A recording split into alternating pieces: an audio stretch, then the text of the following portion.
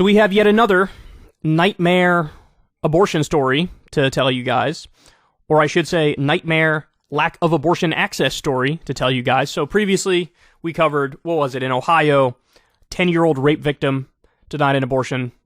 That's great. In Louisiana, there was a woman who had a skullless fetus that was guaranteed not to survive. She was forced to carry that to term or had to flee a couple states over in order to get an abortion. This kind of stuff is standard operating procedure now. There's always instances of a woman knows, hey, this pregnancy will be life-threatening. When I go to give birth, this is going to be life-threatening. But still denied an abortion because they're not dying on the table at that very moment. So if you know you're going to be dying in 4 months, not enough. You need to be dying that very moment to get a legal abortion in many places. And the doctors are trying to avoid any sort of legal liability. So they won't provide an abortion even one they know medically they should provide. So that's where we are. All because Roe versus Wade was overturned. All because the red states decided, let's let our freak flag fly and go as extremist as possible. Well, now we get this one. A young victim of incest was denied an abortion in Florida and forced to travel for care, Planned Parenthood said. Florida's abortion ban prohibits the procedure after 15 weeks, with no exceptions for rape or incest. A child who was the victim of incest was denied an abortion in Florida since the state institutionalized its 15-week ban in July, the local Planned Parenthood chapter told BuzzFeed News. The GOP-controlled state legislature allowed exceptions to the 15-week ban in order to save the pregnant person's life, prevent a serious injury, or if the fetus has a fatal abnormality. There are no exceptions for rape or incest, and violators of the law could face up to 5 years in prison. Laura Goodhue, Vice President of Public Policy for Planned Parenthood of Southeast and North Florida, did not disclose the patient's exact age or the state they traveled to receive an abortion, but she told BuzzFeed News they were in middle school. Goodhue had initially said another middle schooler who experienced incest was denied an abortion in Florida, then on Thursday clarified to BuzzFeed News that the cause of the second patient's pregnancy was not confirmed. So they thought it was 2 cases. It might actually end up being 1 case in particular with this set of facts. In order to obtain the procedure, both of the young patients had to travel at least 3 states away, she said.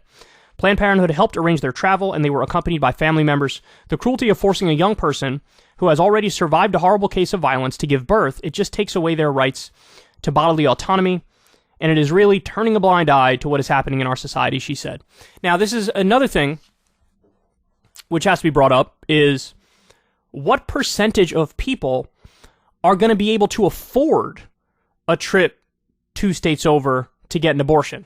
Can they afford to take the time off of work? Do they have the support system around them, the family around them, the friends around them that can help facilitate such a thing? You know, in some percentage of cases, maybe a majority of cases, people don't have the resources to do this.